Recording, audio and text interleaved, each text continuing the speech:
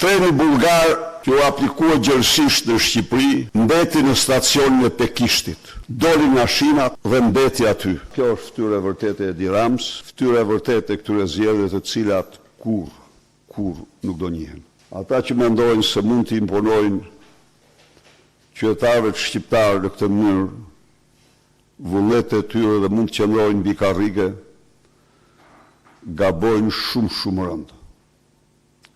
Ka vetëm një zgjidhje, zgjidhja është emergjente, krimi i qeverie teknike, zhvillimi i zgjedhjeve të reja, shqiptarët votojnë të lirë. Kjo është qëndrimi ynë.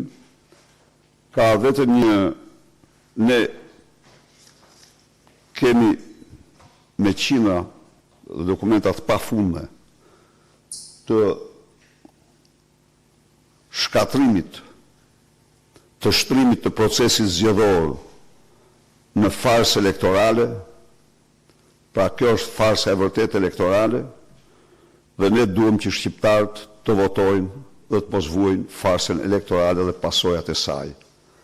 Ne do qëndrojmë me të gjitha potencialet tona, fuqinë tonë, që shqiptarët të votojnë si qytetarë të lirë të një vendi, dhe jo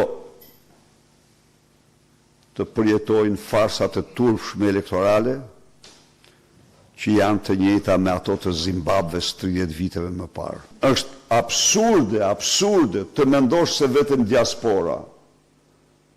Çfarë do thoni ju për 20.000 votat e ministrit të arshëm të brendshëm Balla, Arken Balla? Çfarë mund të thuash? Sa janë vota ato të qytetarëve? A nuk është çdo vot krim aty?